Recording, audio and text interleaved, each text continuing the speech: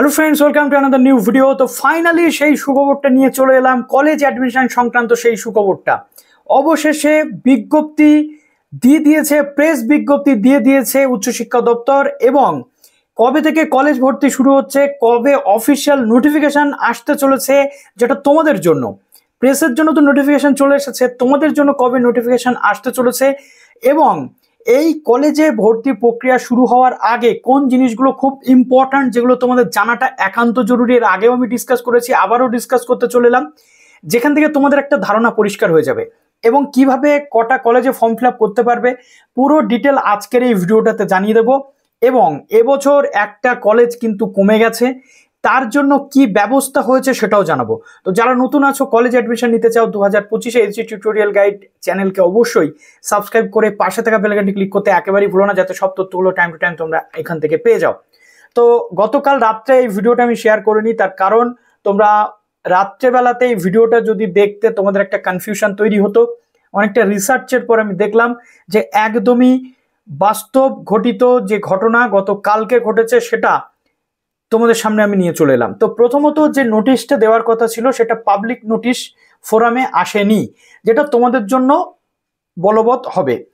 যে নোটিশটা গতকালকে বা বিজ্ঞপ্তিটা গতকালকে এসেছে সেটা হচ্ছে প্রেস বিজ্ঞপ্তি, অর্থাৎ প্রেসের জন্য বিজ্ঞপ্তিটা উচ্চশিক্ষা দপ্তরের পক্ষ থেকে সার্কুলার করা হয়েছে, যেখানে কতগুলো গুরুত্বপূর্ণ তথ্য রয়েছে। আর আগে বলবো, এবছর যারা কলেজ অ্যাডমিশনের জন্য অপেক্ষা করছো অধীর আগ্রহে, এই 1 মাসের ওপর ধরে তোমাদেরকে সুখবর দিই, ধৈর্য এতদিন ধরেছো, এবার কিন্তু সেটাকে ইমপ্লিমেন্ট করতে হবে। কিভাবে? প্রথম কথা হচ্ছে, এবছর কোন কোন কলেজে ভর্তি হবে তার লিস্ট আগেই আমি তোমাদের বানিয়ে রাখতে বলেছিলাম, আশা করি সেটা তোমরা বানিয়ে ফেলেছো। প্রথম চান্সে এবার 10টা কলেজে তোমরা অ্যাপ্লাই করতে পারবে, তার পরবর্তীতে বাকি 15টা কলেজে ধাপে ধাপে তোমরা অ্যাপ্লাই করতে পারবে। কি প্রসেস হবে সেটা ওই নোটিফিকেশন এলে আমি তোমাদেরকে জানিয়ে দেবো, তাই সিলেক্টেড কলেজগুলোকে আগে থেকে তোমরা চুজ করে রেখে দাও।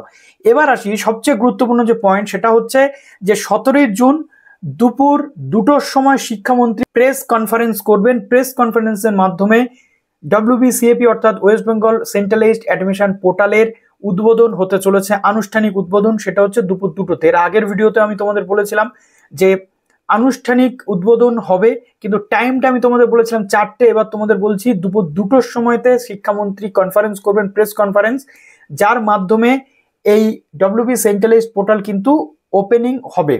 এবং বিকেল 4টের সময় তোমরা ফর্ম ফিল আপটা করতে পারবে। 4টের সময় পোর্টাল ওপেন হয়ে যাবে, যেখানে রেজিস্ট্রেশন বাটন তোমরা পেয়ে যাবে।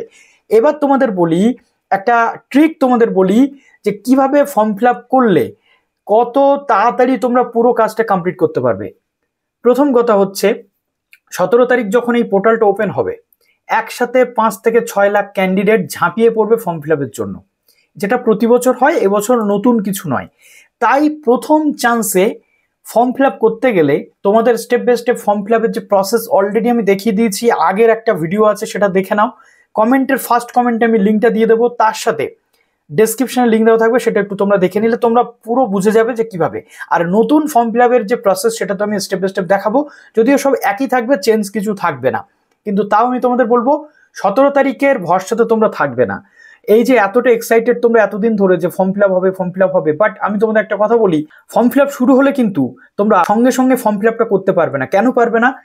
সার্ভার পুরো ডাউন থাকে, দেখবে গোল গোল ঘুরছে, এখনই যেমন গোল গোল ঘরে একদম সেম ওয়েতে গোল গোল ঘুরছে।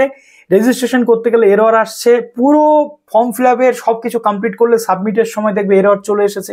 তখন তোমরা কি করবে? আমি তোমাদের বলি, 17 তারিখে কেউ জাস্ট শুধু পোর্টালটা স্মুথ চলছে কিনা সেটা দেখে নেবে, কেউ 17 তারিখের ভরসাতে থাকবে না। ফর্ম ফিল আপ কিন্তু সেদিনকে নাও হতে পারে। 18 তারিখ, 19 তারিখ, 20 তারিখ থেকে শুরু করে টোটাল 15 দিন সময় পাবে ফর্ম ফিল আপের। সেই 15 দিনের মধ্যে আশা করছি ধীরে ধীরে সার্ভার স্মুথ হবে, তোমরা ফর্ম ফিল আপ করবে। আর একটা ট্রিক আছে, যেটা রাত 12টার পর বা রাত 2টো থেকে ভোরবেলা পর্যন্ত, তখন একটু প্রেশারটা কম থাকবে। যারা রাত জেগে ফর্ম ফিল আপ করতে চাইছো তারা সেই টাইমে কিন্তু ফর্ম ফিল আপ করতে পারবে। কিন্তু 17 তারিখ বিকেল 4টের সময় যদি মনে করে থাকো যে আমি ফর্ম ফিল আপটা করতে পারবো, ডেফিনেটলি তোমরা সেই ফর্ম ফিল আপ করতে গিয়ে কিন্তু আটকাবে, তখন টেনশন বাড়বে। তাই টেনশন নিয়ে কাজ নেই। ফর্ম ফিল আপ তোমরা এই 5 লাখ ক্যান্ডিডেট যারা এইচএস ক্যান্ডিডেট প্রত্যেকে করতে পারবে, এটা আমি তোমাদেরকে গ্যারান্টি দিচ্ছি। প্রত্যেকে করতে পারবে, 2 থেকে 3 দিন পর দেখবে সার্ভার এমনি স্মুথ হয়ে গেছে। তাই একদম তাড়াহুড়ো করবে না। এবং এবার যেটা বলবো সেটা হচ্ছে যে আগে আমাদের রাজ্যে টোটাল 16টা বিশ্ববিদ্যালয় ছিল এবং তার আন্ডারে 461টা কলেজ ছিল। এবার থেকে সেই 16টা বিশ্ববিদ্যালয় 17টা বিশ্ববিদ্যালয়ে উন্নীত হয়েছে। একটা কলেজ ছিল যারা উত্তরবঙ্গ বিশ্ববিদ্যালয়ের আন্ডারে ছিল, আলিপুরদুয়ার কলেজ। সেই আলিপুরদুয়ার কলেজটা কিন্তু আলিপুরদুয়ার ইউনিভার্সিটিতে কনভার্ট হয়েছে। তো এই আলিপুরদুয়ার যে ইউনিভার্সিটি, এই আলিপুরদুয়ার ইউনিভার্সিটিটা এবার থেকে সেপারেট ইউনিভার্সিটি হিসাবে তাদের আন্ডার গ্র্যাজুয়েট কোর্স করাবে। এতদিন যেটা হতো, আলিপুরদুয়ার যে ইউনিভার্সিটি ছিল তাদের ইউজি কোর্সগুলো নর্থ বেঙ্গল ইউনিভার্সিটির আন্ডারে হতো, আর আলিপুরদুয়ার ইউনিভার্সিটির পিজি কোর্সগুলো তাদের আলিপুরদুয়ার ইউনিভার্সিটির আন্ডারে ছিল। কিন্তু এবার থেকে 460টা কলেজ হয়ে গেল, 61টা আর নেই, একটা কলেজ অফ হয়ে গেল আলিপুরদুয়ার ইউনিভার্সিটি হিসাবে। তো এইভাবে পুরো প্রসেস তোমাদের হতে চলেছে। ফর্ম ফিল আপের স্টেপগুলো আমি তোমাদের দেখিয়ে দিয়েছি, একটু দেখে নাও। আর আজকে যদি কলেজ অ্যাডমিশন সংক্রান্ত কোনো তথ্য আসে সেগুলো তোমাদের দেবো। প্লিজ এই ভিডিওটা একটু শেয়ার করে দাও, কেননা প্রচুর মূল্যবান তথ্য আমি শেয়ার করে দিয়েছি অলরেডি তোমাদের জন্য। তো চলো ভিডিওটা এখানে শেষ করলাম, ভালো থেকো সবাই, বেস্ট অফ লাক।